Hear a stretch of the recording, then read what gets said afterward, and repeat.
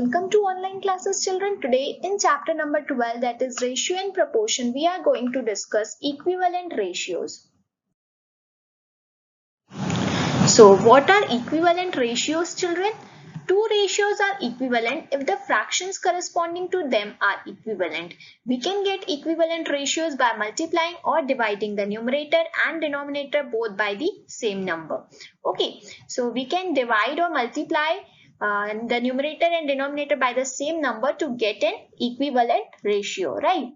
For example, here I have taken an example that is 3:2 is equivalent to 6:4 or 12:8, right? So let's take this 3:2 is equivalent to 6:4 first. Then we will take 12:8, right? So here I have written this in the form of fraction. 3/2 is equal to 6/4. Okay, I have written 6/4 first, then I will write this 12/8. Okay, so we cannot divide this 3/2 further because it is already given in the lowest form. We will divide this 6/4 by 2 because the HCF of 6 and 4 is 2. So we will divide this, both the numerator and denominator we will divide it by 2.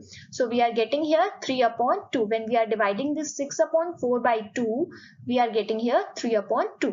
So this is equal to what we were having in left hand side, that is we are having 3/2 in the left hand side, and in the right hand side we are also getting this 3/2 only. Okay, now see here, now I have taken this 12:8. 3/2 is equals to 12/8. So here also this 3/2 we cannot divide it further, but we can divide this 12/8 by 4. We can divide it. Okay, the HCF of 12 and 8 is 4. So divided by 4 you will get 3/2 only. So these are equivalent ratios. Hence 3:2 is equal to 6/4 and is also equal to 12:8.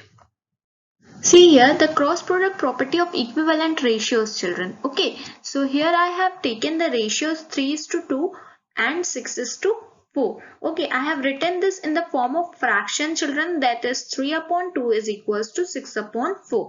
Now I will cross multiply this. How I will cross multiply this? I will first multiply this 4 by 3.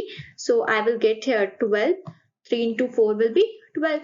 Then I will cross multiply this 2 by 5. 2 by 6. Here I will multiply this 2 by 6. Okay, so here when I am multiplying this 2 by 6, I am getting here 12. So the same number I am getting here, that is equals to 12. I am getting here 12. Okay, when I am multiplying this 4 by 3, I am getting 12. When I am multiplying this 2 by 6, I am getting here 12. Okay, so the same number here I am getting. So this means that 2 into 6 is equals to 3 into 4. Okay, so this is known as the cross product property of equivalent ratios. Now let's solve exercise 12.1. Here question number 5 is fill in the blanks. Okay, you can see some of the boxes are given here. We have to find the numbers. Okay, 1, 2, 3. 3 boxes are given. We have to find here 3 numbers. What will come here? Okay, after finding the numbers, we have to check that are these ratios equivalent ratios or not. Okay, so first we will find out the numbers. So for finding out the numbers, first I am taking this one. Okay, I am finding this one. Okay, so 15/18 is equals to the missing number upon 6 I am taking here. I will use the cross product property here. So I am cross multiplying here. Okay, so this missing number will be multiplied by 18 and this 15 will be multiplied by 6. Okay, now I will transpose this 18 in the right hand side. So when I will transpose this 18 in the right hand side, this will come in the denominator. Okay, so 15 into 6 will be as it is and this 18 will come in the denominator. Now we have to multiply this 15 by 6. I will get here 90 and this 18 will be as it is in the denominator. Now I will divide this 90 and 18 both by 18 because the HCF of 90 and 18 will be 18. So I will divide this both numerator and denominator by 18. I will get here 5/1. Okay, I am getting here 5/1. 5/1 means 5 only. Okay, so here the missing number will be 5. So write down 5 here, children. Okay, now we have to find the second missing number. So for finding out the second missing number, I will equate this 5 upon 6 is equals to 10 upon the missing number.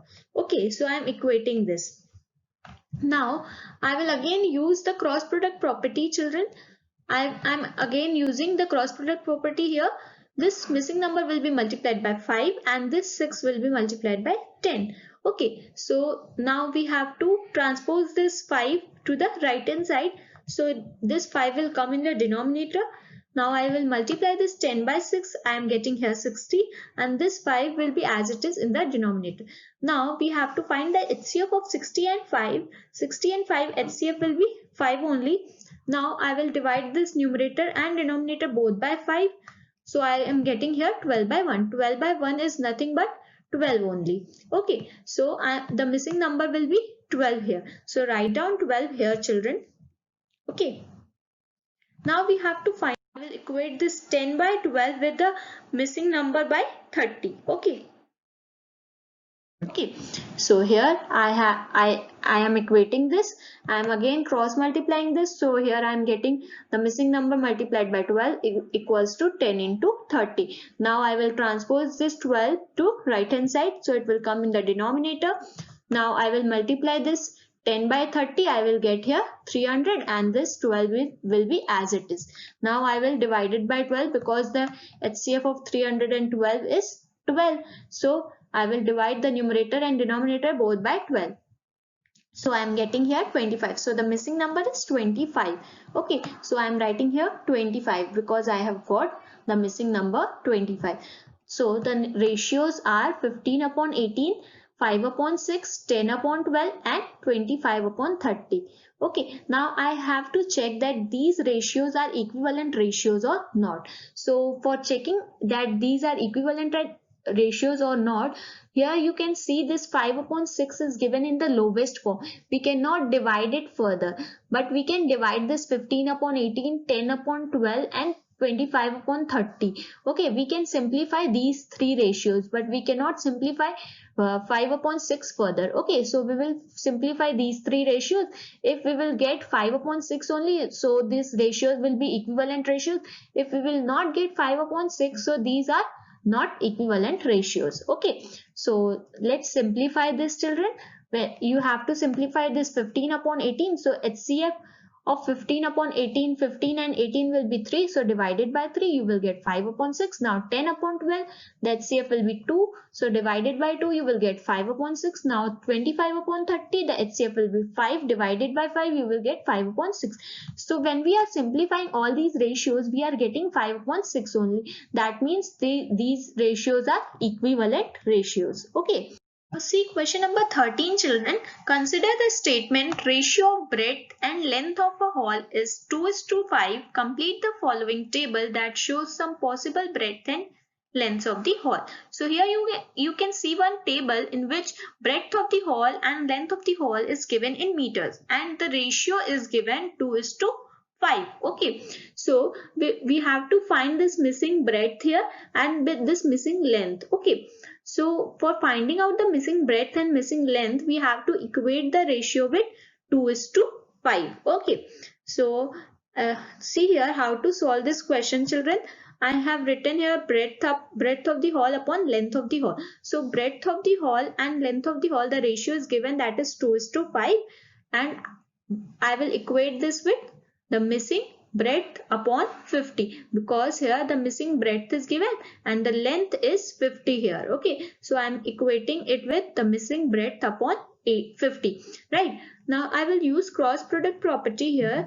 Now I am using cross product property, children. So this missing number will be multiplied by 5 and this 50 will be multiplied by 2. Now I have to transpose this 5 to right hand side. So this 5 will come in, multiply this 2 by 50, you will get 100 and this 5 will be as it is in the denominator. Now we have to find the HCF of 105 will be 5 only. So divided by 5, both numerator and denominator divided by 5, you will get 20 upon 1. So 20 upon 1 is 20 only. So the missing breadth we are getting here is 20. So write down 20 here, children. Okay, now we have to find the length of the hall. Okay, we have to find the length of the hall. So again we will equate it with 2:5 because the ratio is given here is 2:5. So finding out the length of the hall, we will again equate it with 2:5. Okay, so here again equate it with 2:5, children. Now again cross multiply here. So this missing length will be multiplied by 2 and this 40 will be multiplied by 5. Now again this 2 we have to transpose to right hand side. So it will come in the denominator. Now 40 into 5 will be 200 and this 2 will be as it is in the denominator. Now we have to divide it by the HCF of 202. The HCF of 202 will be 2. So divided by 2 you will get 100 upon 1. 100 upon 1 is nothing but 100 only. So the missing length of the hall is 100 meters. Thus the breadth of the hall is 20 meters and the length of the hall is 100 meters. Question number 14 is divide 20 pens between Sheila and Sangeeta in the ratio 3:2. So here you can see this 3 is given for Sheila and this 2 is given for Sangeeta. Okay, so see here how to solve this question, children. First we have to find the total ratio. The total ratio will be 3 plus 2, that will be equal to 5, and the total number of pens are 20. Now therefore Sheila's share will be equal to 3 upon 5. That is 3 here. 3 is given for Sheila. The ratio of Sheila is 3 and the total ratio is 5. And we have to multiply it by 20. The total number of pens is 20. So we have to multiply it by 20. So this 20 we can write it as 20 upon 1, children. So write it as 20 upon 1 and multiply it by 3 by 5. So you have to multiply this numerator by the numerator and this denominator by the denominator. So when you will multiply this 3 by 20 you will get here 60, and when you will multiply this 5 by 1 you will get 5. So 60 upon 5. Now you have to divide this 60 by 5, you will get 12 pence. So Sheila is getting 12 pence. Now we have to find Sangeeta's share. So Sangeeta's share will be equal to 2 upon 5 into 20 because the ratio for Sangeeta is 2 and the total ratio is 5 and the total number of pens is 20. So we have to multiply it by 20. Now this 20 we can write it as 20 upon 1, children. Now multiply this numerator by the numerator and this denominator by the denominator. So 2 into 20 will be equal to 40 and this 5 into 1 will be equal to 5. So divide this 40 by 5, you will get 8 pence. So Sangeeta is getting 8 pence here, right? So thus Sheila gets 12 pence and Sangeeta gets 8 pence, right? So this is your home task, children. Do this and submit it in MS Teams class notebook. Thank you, children.